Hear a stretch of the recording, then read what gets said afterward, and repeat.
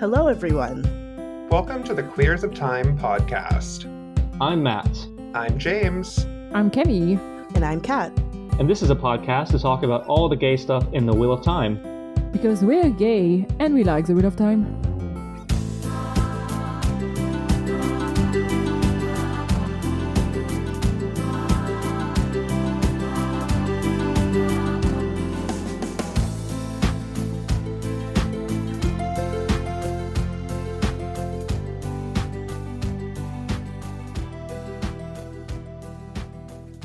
Before we begin, thank you to our feral venerators of Soireen. We have Lurks, John, Morshadi, and Charlie. Yeah, thank you very much. I did it. I remembered all four of them. I'm so good. I can count to 4. Perfect. Gay math doesn't start until 10. Gay math problems. After that, it's... So, today we are back for a reread of The Gathering Storm. We have read, or at least most of us, I've read chapter 4 to 6, and we're here to talk about it. And I didn't realize we're recording. It's almost like it's Wednesday, and we record every Wednesday. Yes. Yes. And one thing we're going to be doing in this episode is actually telling you what happened in the chapters, because we realized that we can just go into it, but we shouldn't expect y'all to go figure out what's happening in the chapter. So we're going to do a little quick summary of what happened. And this will also help Matt, who hasn't read it. Yay. Yeah. Well, I came back from WatCon. So. I mean, no, you have an excuse. You were in WatCon. It's been, I think you had issue with your flight too, right? Oh my God, yes. Okay, so it makes sense. It's okay. It's fine. Sunday was the day from hell. I was supposed to be home at 3 o'clock my time at the very latest, and I ended up getting home at around 7. So still not super late, but there were 4 delays. Interspersed throughout the day, and I was pretty sure some of the people with connecting flights were going to go feral and murder a gate agent and sacrifice her to the gods. But yes, WatCon was fun, and I didn't read the books because I'm naughty, tired. That's fine. You'll figure it out. Yeah, I'm going to catch up this weekend. So in that first chapter, honestly, from that first chapter, you're not missing out much because it is a Gawyn chapter. Okay, I have thoughts because... I have a lot of thoughts too. So in this chapter, Gawyn is observing Gareth Bryn's soldiers, and he has someone that's we should attack, and he's no, we shouldn't attack just because they're right in front of us. And Gawyn is kind of debating what side he's on, which is I'm going to give him credit for.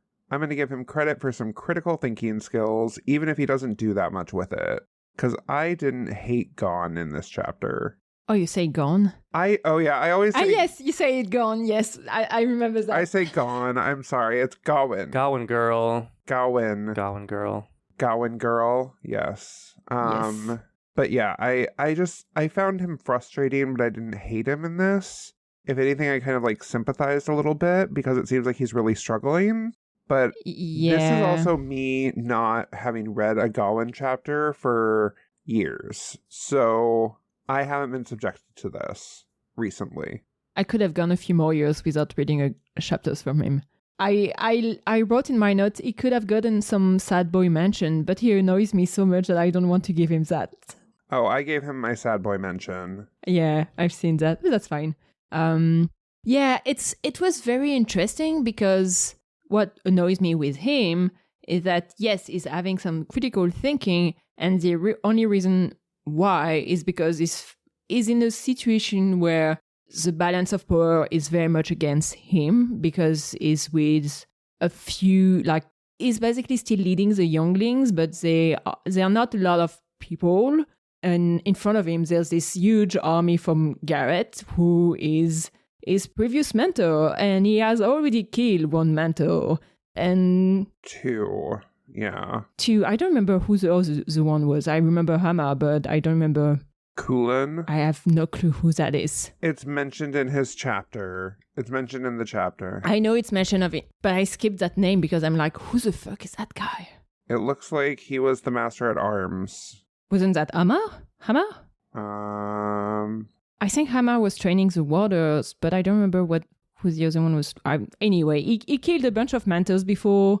He's basically been for a while now in the opposite side of where his sister is, where the woman he loves is, where a bunch of people whose opinion he value is, which is frustrating because it's really like there's a comment at some point in this chapter where there's something about him not wanting to pick side, like, but Gawyn continued to want to be on both sides.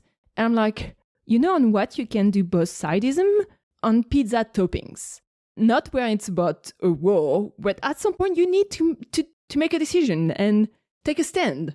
I will say, I did find it incredibly frustrating that he still thinks it's just because the girls are being told what to do and used as puppets. Like, he can't possibly for a moment seriously consider that they're making choices of their own free will using a whole bunch of information that he doesn't have.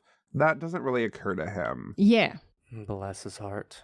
It doesn't occur to him that, like, he could be in the wrong for a few different reasons than why he thinks he might be in the wrong. Like, he just doesn't quite get it. Like, he's like almost fully understanding what's happening, but that's still not enough to change his actions, and that's the frustrating part with Gawyn. Yeah. He really feels like someone who would like to be a leader, but also can't fucking make a decision. Yeah. And that's about right. And I don't like that because it just is frustrating because he kind of keeps complaining. Like there's a whole paragraph about why the fuck is Gareth Bryn buying here and not at Elaine's side in Andor, and I'm like, that's supposed to be your role, dude. And he realizes that, but is just so hypocritical a lot of the time, and I don't know. Maybe just the white boy sadness that I can't stand. It's Hey, we don't know if white boy sadness. I mean, Gawyn is pretty white coded. Yeah. Like white with a capital W. White. Yeah. White with an H in front of it. Like. Yeah. I feel like, I don't know. I feel like today Gawyn would be the type of person to be for AI and pro Elon Musk and this kind of thing, and not understanding why everyone hates him about that. Yeah. I think that tracks. Yeah, Gawyn would be a huge Elon Musk boy. Ew. He's a muskie. Yeah. A muskie? I don't know. Is that what they're called? I don't know. Oh, so I did look it up. Hammer was a warder who taught swordsmanship and a blade master, and then Kulin was the master at arms. Mm-hmm. So they're both big deal warders, really. Interesting. It reminds me of our episode from last week. Yeah, they're all macho men that are warders. It's also like there's a question from some random guy who said, what good is a warder who questions the orders of his Aes Sedai? And that reminded me so much of last week's conversation and everything I hated about the warders. Yeah, the warders are just lapdogs. We know it. We all know it. It's great. Yeah. I mean, when you're training a bunch of men for that, no wonder they're making such bad decisions. Right, because they don't think for themselves very often. Right. They let Elon Musk do that for them. Do we have anything else on chapter 4? Because it was a pretty short chapter. Yeah. I really don't get why he keeps picking Elida. Like, I'm sure she never was nice to him, even when in Camlin, so I really don't get it. Yeah, I don't understand. Like, he just views it as duty. And again, like, that's part of why it's so frustrating, is because it's all about duty with these warders. Yeah, and they just don't question it at all. Like, honestly, it's a good thing that Elida is not from the Black Aja, because, because we also deserve to see some dumbasses that think they're fighting for the light, but they're not. Right. But honestly, Gawyn could be serving an Aes Sedai that is on the Black Aja for months and months and not question anything about what she's asking him to do. Oh yeah, Gawyn would not be able to, like, critically think that hard. Like, this is already a lot of critical thinking for him. Yeah.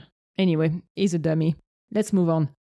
So chapter 5 is broken out into 2 parts. The first part mostly focuses on Rand. He's walking around, I think, Bashir's army? Yep, in Bashir's camp. in Bashir's camp, and like people are coming up to him and everything, and he has a conversation with one of the sea folk. Not too much happened, really. He's also lamenting how like Sidene isn't cleansed because how other people are wary of Sidene being cleansed because he wants everybody to think it's cleansed because it is, and all the tortures to the men to stop happening. Like that's, I guess, the big thing that happens here. Yeah, not a lot of things happen except in his own mind. Yeah. He It's another chapter where he has, because he keeps jumping from one thing to another in his own mind. There's a moment where he's thinking about Matt and the vision, and for a minute I was like, oh, he's using the vision to get some news of his friends, and no, he's not even allowing himself that. He's just using that as a tool, and that's it. He's very utilitarian, and that's it. Right. Yeah, a lot of this chapter was very internal with Rand. Yeah. There's some stuff about the whole thing he's thinking about with respect to Sidene, and then his own insanity coming up when he's thinking about that famous channeler who in fact died way before his time, way before Rand's time, and he's freaking out again because he's remembering Lusterin memories, and that doesn't sound right. Right, like that's the thing. I'm like, at this point, girl, like just you should figure it out that you have this man's memories, and this whole thing is about like the turning of the wheel. Like that's why in the show I was so surprised by how much people know about like rebirth and reincarnation and everything, because it just makes this part of it make sense a lot quicker, if that makes sense at all. Yeah. But I mean, I do like that in the show there's this twist that Logain think that is the rebirth of Lusterin, and he thinks that what he's hearing is like the previous Dragon Reborn. Right. So we could have something similar where Rand doesn't know whether that's like indeed a real past life that he's hearing or just like some insanity, Yeah, it can definitely be presented in a way that's much more insane as opposed to how it's presented in the books, which is just a voice in his head. Yeah. Because if it's presented the same way as it is in the books, then it makes pretty much I'm not saying it's sane, I'm saying that it makes more sense, I guess. Yeah, I didn't have that much here. Rand's POV was pretty tame. Like, there's a lot of sad boy comments about destiny and free will and all that blah, blah, blah. Sad boy. But it still didn't get my sad boy comment. That went to Gawyn. I had a few sad boy moments there. I actually had a few things regarding Rand's POV. One part that I do want to talk about is this conversation with Herin from the Sea Folk, because I was like, why do you need to be such an ass? Like, he's asking the Sea Folks to do something, which is bring some grain from one part of the world to another part of the world to feed people who are currently starving. And I mean, those people are like, they're trying, but there's literally the Seatians that are preventing them to get things done quickly. And Rand is just like, I'm not asking you for excuses. I don't care. Just get it done. I mean, this is like peak Rand being a hard ass boss that like doesn't give a shit about your excuses or your reasons. And it makes me happy we only have to deal with one book of this, because... Yeah, me too, because it's already... I finished that chapter and I had to check how many POV Rand I had in this book, and it's like 12% of the book, so... Okay, so we have a fair bit ahead of us. Yay! But also, like, regarding the Sea Folk, one thing that also annoyed me is that literally, like, 3 paragraphs after he was an ass, he is basically thinking the best way to deal with the Athan Mir was not to push or bully, but to offer trade. Maybe you should do that, Rand. See, I thought that was being pretty reasonable. And I mean, pretty reasonable from, like, where Rand is at right now. Reasonable under most circumstances? No, but reasonable for Rand, yes. It make me, like, I thought him being an ass like that was undeserved. Oh, 100%. And yes, he has excuses. He has excusing because he got a lot of on his plate and scouting, but that's actually not an excuse. Like, it's not because your life is hard that you got to be a shitty boss, okay?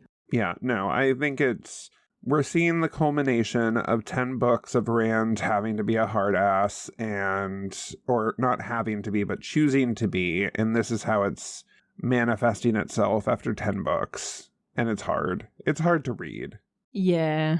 I'm trying to find 2 things that I actually wanted to read. One regarding, you mentioned it a little bit, but about his freedom. Right, like free will. Yeah, his free will. Me, I seem as if I can do as I wish, but I am tied so tightly the bonds cut my flesh. My power and influence are meaningless against fate. My freedom is all just an illusion, Flynn, and so I envy them sometimes. I like it. Yay, philosophy. I know, I was like, that's a philosophy major right there. He is a Nietzsche philosopher and a Tolstoy philosopher. Kings are the slaves of history. See, now I can contribute, even though I haven't read it, because I know philosopher. Yes, and that was a paragraph I was like, maybe I should read that to Matt so we can actually talk. Yay, I'm a velociraptor. The Velociraptor, okay. Yes. You can go now. Yeah, I thought, I don't know, Rand is one of my favorite characters in the books, so, like, it's hard for me to stay super mad at him, but it is hard to see him interact with so many different factions and being such a hard ass and being such a dickbag, really. Yeah, Dark Rand is rough when you like Rand. Yeah, Moraine saying, as the pattern decrease, for some there is less freedom than for others. It does not matter whether we choose or are chosen. What must be, must be. Que sera, sera. Yeah. Philosophy. What else? I mean, I definitely understand where Rand is coming from with the whole healing of the taint thing. Like, on its surface, it's really hard to be like, oh, okay, sure, most powerful person in the world, the evil that's affected us for millennia is no longer there. Good job. I 100% get where everyone is coming from.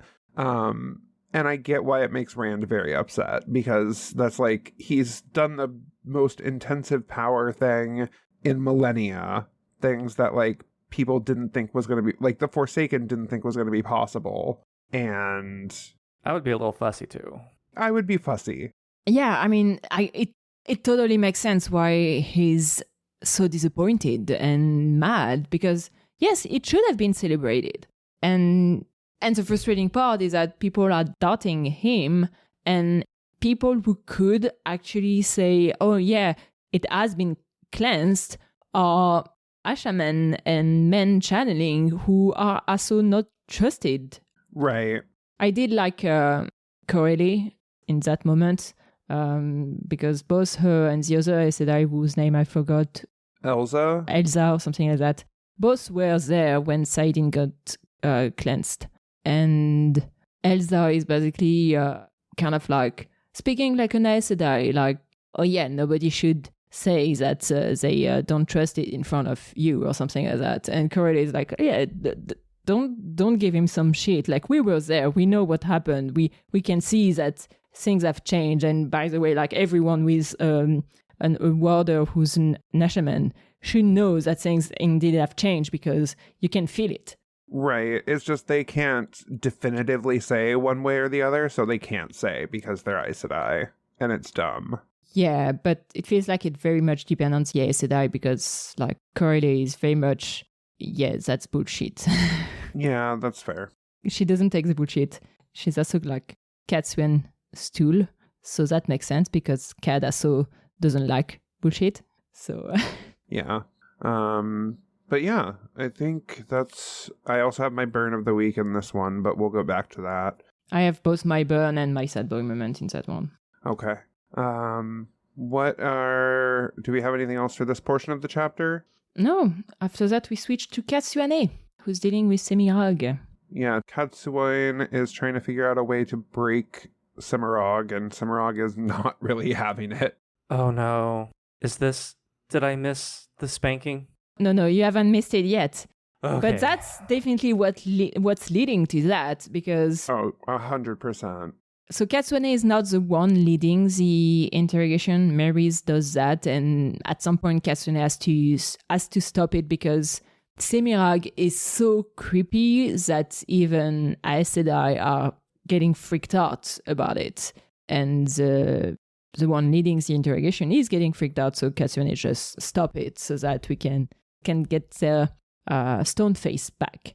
I love seeing this side of Cadsuane. Like, it is just, she's in business mode. Like, she's like, no, we have a job to do. Let's do it correctly. And I'm going to put all of my years of experience, my hundreds of years of experience, to use in trying to break this person while still following Rand's rules. Yeah.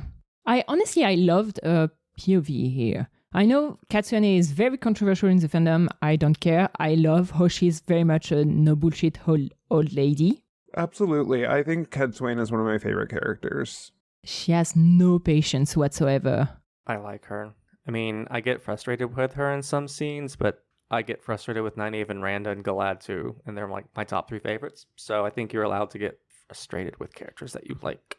I will say the one line that kind of like gave me shivers was when she said, if given the task, how would Cadsuane go about breaking herself? And I'm like, okay.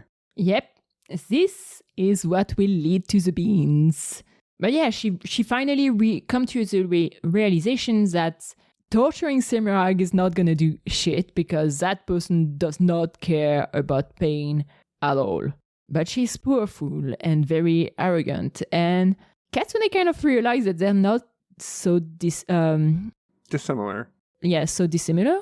Yeah, I enjoyed Semirag as a prisoner in this one. Like, she knows that she has the upper hand in the situation because she's been in this situation on the other side of it. But, like, she knows what every possible thing people do when they're captured, and she knows that it's not really going to do anything. So, until the pain starts actually happening, I don't think she really thinks anything. And I don't think she thinks they're gonna torture her because I feel like she got it from the start that they're gonna be all goody about it and oh no, let's not torture people and this kind of thing. They have morals because the Aes Sedai are perfect. Yes, basically, and she doesn't believe they can do anything that's actually gonna affect her. Right, like she knows more, she's forgotten more ways to torture and like maim people than they've ever thought of. Yeah. Do you want to do the burn of the week or do you want to do that like once we finish? Let's finish chapter 6. Yeah. Good. Chapter 6 was also quite short. It was like 5 pages. It was so little. For me, it was a bit more because we have different editions, like 15 pages, but it's 3 very, very brief POVs, 2 of them being in the same place. I was actually confused by that, but we'll get there in a minute. But yeah, in the first part, Rotel Iteral defeats the Shanshan, but still loses half of his army. I liked Rotel quite a bit in this. Like, I don't remember having an opinion of him when I was reading the book. I didn't remember him, so there's that. Rotel Dip. Rotel Dip? That's what I call him. That's my mnemonic for remembering who he is. He is one of the 5 great dips. Okay. First of all, his name is Rodel. Rotel, like the cheese. Rodel? Uh-huh, Rotel, like the cheese dip, like the Rotel dip that you have with nachos. I have no clue what you're talking about. That's Rotel.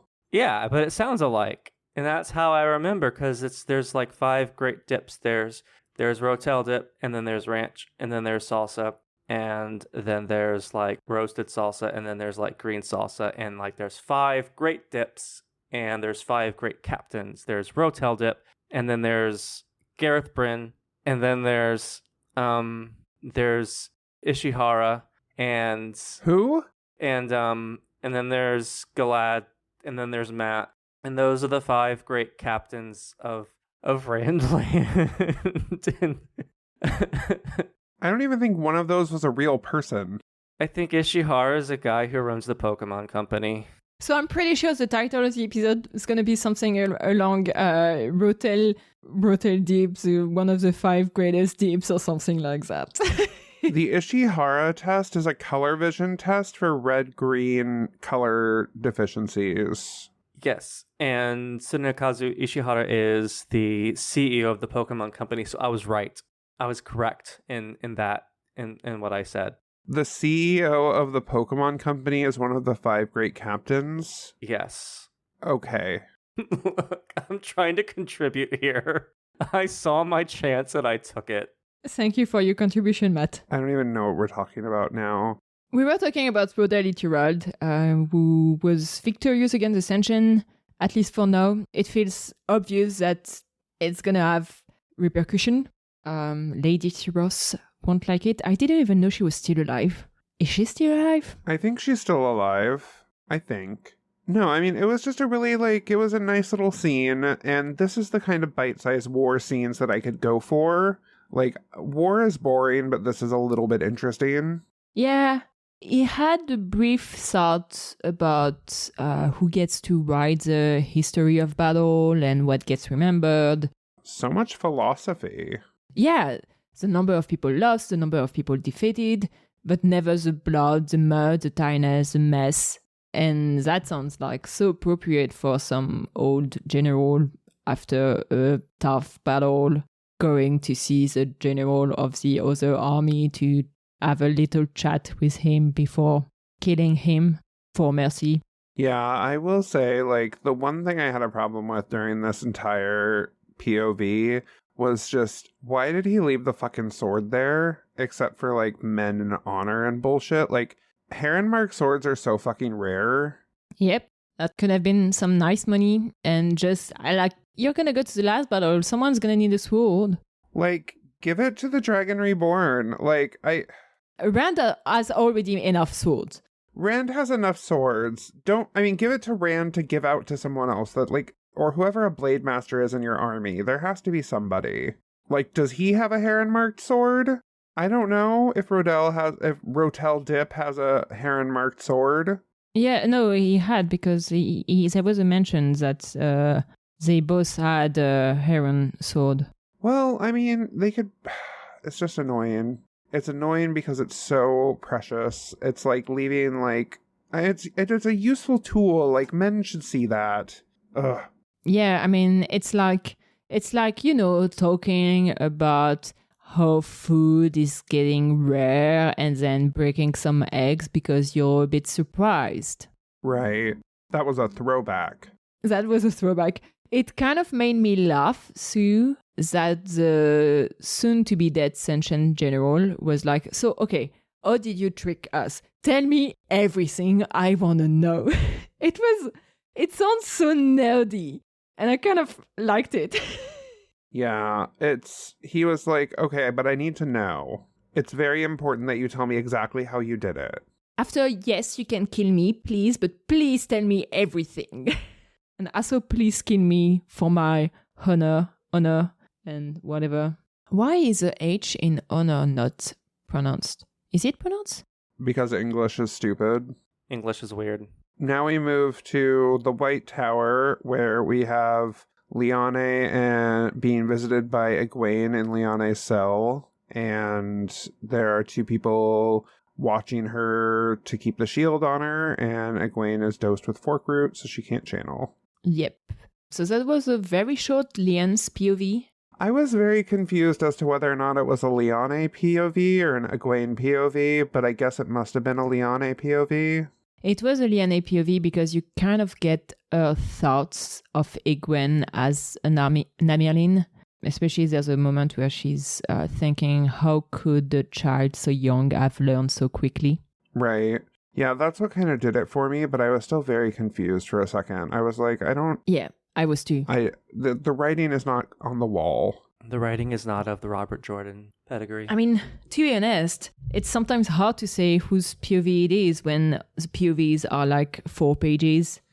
For me, which must have been a page and a half for you. Yeah, it was a very short POV.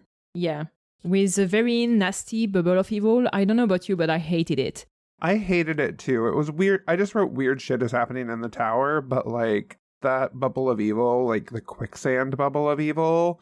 The wax vibe, because Yeah, the waxy quicksand where, like, you can't get a grip, you can't do anything, you can barely, like, walk, or you can't walk.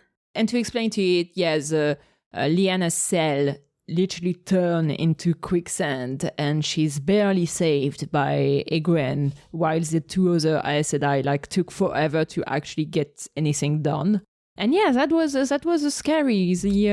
How quickly it started and how quickly it ended.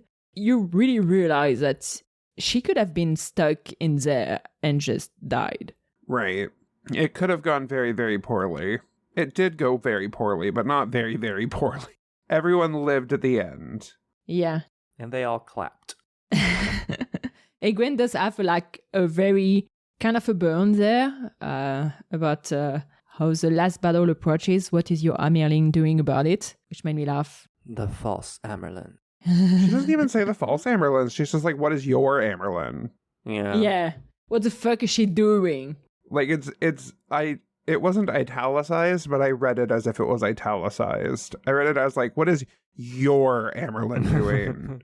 Because this Amerlin's trying to do shit, but what's your Amerlin doing? Yeah, and then the next part of it is like an Egwene point of view, and it's just the only thing that happens is the Brown Aja quarter, half of the Brown Aja quarters switch places with the other half, with half of the novice quarters.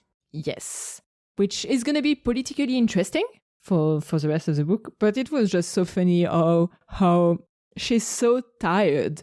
It took her forever to notice that she walked in where she should not be walking in, but she followed exactly the same steps. And then you get like all of the Aes Sedai checking the window and figuring out what the fuck happened. My favorite part of it was when one of the Brown sisters was like, what are you doing here, child? Did someone send for you? And Egwene is just like so out of it and so tired that all she does is point out the window, and she's like, look, I'm too tired for this. I might be hallucinating right now. I don't know. But just look. That chapter ending up with Sue knows she had to trudge up many flights of stairs before reaching her bed. Rip. I feel that knowing... Poor girl. Poor girl. You were almost there and then you were not. Yeah. It was just... Also, like, all of these things are happening in the White Tower. Like, all of the corridors twisting and stuff. Like, what is it? One of those, like... Hogwarts. Oh, God. I wasn't going to go there. I'm curious about that, actually, because... So it's not the first mention of the tower changing and element of it completely readjusting. It's the second time we're seeing something like that. In fact, kind of the third time if we consider the bubble of evil in Lyn's cell as another example of that in the span of like 2 chapters with Egwene. And it's very interesting, and I'm curious whether there's actually a higher occurrences of bubble of evil in the White Tower because of the amount of magic being there. Isn't Masana also there? Yeah, Masana's also there, but Masana could get caught up in a bubble of evil, too. That's true. I think it's just a product of, like, the world happening, and maybe if the Dark One can direct them at all, he probably would be directing them at the White Tower, so... Yeah. Are we sure that all of them are bubble of evil? Like, is there also, like, some Forsaken shenanigan? Well, definitely not for, like, switching quarters, because that sounds a big task, but I don't know. I can't imagine any of the Forsaken, like, taking time to move a corridor or something. Because that's messing with, like, reality. Maybe Masana got caught in a bubble of irrelevance. Hey, we love Masana. Who's that again? I don't know. I think Masana's cool. Yeah. Maybe they'll merge her with Nogedian. And I was thinking of it like an MC Escher painting. Ooh. I love MC Escher. He's weird. I don't know what he looks like. I just googled weird perspective stare painting and found it because I couldn't think of his name. Yeah, he did weird shit. That's why I like him. Him and Salvador Dali. Okay. Do we have anything else on those 3 chapters? No, they were pretty tame chapters overall. Like, not too much really happened, unfortunately. I can't wait to get to them this weekend. Yeah, I do have my... Do we want to start with the sad boy moment? Oh yeah, we still have that. I thought we were done, but there's still so... I forgot about it. Yeah, sure. Go for your sad boy moment. My sad boy moment comes from Gawyn, and it's one specific line. He says... Am I destined to end up fighting against each and every man who has been a mentor to me? And I was like, aw, buddy, life is hard. And then he goes on and he's like, Gawyn had thought he was over Hemar and Kulin's deaths. Brian himself had taught Gawyn that the battlefield sometimes made allies into sudden foes. Gawyn had fought his former teachers and Gawyn had won. That was the end of it. Recently, however, his mind seemed determined to dredge up those corpses and carry them about. Why now, after so long? He suspected his sense of guilt had to do with facing Bryn, but his first and most influential instructor in the arts of war. And I'm like, good, you're getting it. You're understanding how thoughts work. But am I destined to end up fighting against each and every man who has been a mentor to me earned my sad boy moment of the week? Yeah. I mean, it's only true if you keep making bad decisions. That sounds like a you problem. Am I the asshole for going against every intelligent person who has mentored me and who I didn't listen to? Yes. Gawyn's the asshole. Oh, I am the asshole. We should do like random Wheel of Time. Am I the asshole? And then talk about it.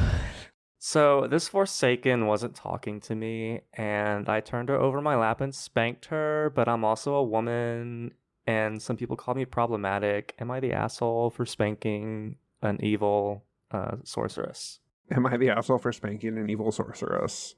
And making her eat beans on the floor. That part, yes, definitely. So for my sad boy moment, it was part of the Rand chapters. I was kind of hesitating between two, but we talked already a lot about the men who could channel were always distrusted moment.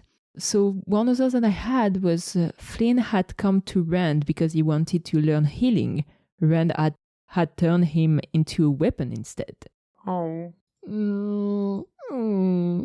Yeah. Flynn. Poor Flynn. Yeah. I mean, I'm sure Flynn has still learned a lot about healing because he's been doing some really amazing thing regarding healing. I think he rediscovered how to cure gentling too. Yeah, I can't remember what exactly he discovered, but I'm pretty sure there's a few like very interesting healing stuff that he discovered. But Rand is such a pessimistic person, a dark person right now that it just, I'm turning everyone around me into tools and soldiers and yeah. Yeah, he was able to stabilize Rand's wound with the ruby-hilted dagger from Shadar Logoth, which no one else was able to do, even the most skilled healers from the White Tower. So that's cool. Matt, I'm assuming you don't have any sad boy moment? No. Even from our discussion? I mean, all of Gawyn's. So if sad by emo, then I'm just going to say it was a Rand moment. If sad, you mean pathetic, then it's a Gawyn chapter moment. So yeah, that sounds about right. That's my contributions to the episode. Contributions. Yes. My burn of the week came shortly after. So the premise of this is they're having a conversation about the healing of Saidin, or the cleansing of Saidin, and Rand asks someone else what their thought is. And she says, the round-faced woman hesitated. She walked with hands behind her back, dark green dress marked only by subtle embroideries. Utilitarian for an Aes Sedai. If my Lord Dragon says the taint has been cleansed, the woman said carefully, then it is certainly improper to express doubt of him where others can hear. And I was like, what a bitch. What a bitch. That was Elsa, right? That was Elsa, yeah. I loved it because it made me laugh out loud. I was just like... That was a good one. Good for you, girl. Oh, well, she's dead, so who cares about her? Oh my god. Well, if she hadn't sassed my precious Rand that way, maybe she would still be alive today. Okay, well, she's Black Aja. Oh, yeah, she's also Black Aja, so, she sucks about that anyways, but... Elsa is Black Aja? Yeah. In the rude Aja is what she is. I don't remember about that. I'm just looking at the wiki. Yeah, I'm looking at the wiki too. So my burn of the week was from Harrin to Rand. We must deal with the realities of shipping and war even if you do not. And regarding the whole discussion about why haven't you brought like grain already to this place? And girl is like, Well, Some of us live in reality, my Lord Dragon. basically. Yeah, when you say shipping in war, I just think of like fandom flame wars over shipping, and the quote still holds true. Some of us have lives. Some of us have lives. Yes, that's pretty accurate. So yeah, and I think that's pretty much it for those chapters. Yeah. Hopefully the next few ones will be Hopefully, yeah. The next ones these were kind of slow chapters. We're still in the early stages of the book. It's still building up. Not too much is happening. yeah. The big climax. And Yes, Matt. it's Brandon Sanderson, so there's going to be shorter chapters, unfortunately. That's fine. At least I was able to read that in less than an hour yesterday, which was nice. Yes, be nice about Brandon Sanderson. So next week we're going to read chapters 7 through 9 of The Gathering Storm. Well, next week. 2 weeks from now. Join us as we discuss The Gathering Storm, chapters 7 through 9. And remember to keep those side jesses squeaky clean. What? Don't let your taint be dirty and tainted. Anyway, thank you very much for listening to this episode of The Queers of Time. If you like that, please let us know. You can always review the podcast on Apple Podcasts and this kind of thing. Apparently, it helps people finding us. So, would be nice. And we are on Twitter, Tumblr, Discord, Blue Sky. Join us on our Discord too. Yeah. Did I already mention the Discord? I don't remember. And our Patreon. I can't speak words. Our pay bitch. If you want to support us, we have a Patreon. Yes, we would really love the support, especially know that I kind of want to mention it. So I've been doing the post-production of this podcast for like 2 years. Life is busy. I can't keep doing that all the time. So we would like to be able to find someone to help us, and we're going to need some money for that. So if you want to support us, it's actually help us, like really.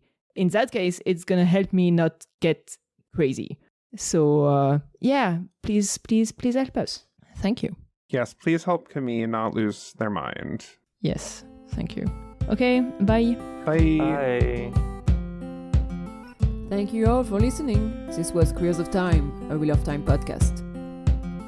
The music is Dance of the Witches by Julius H.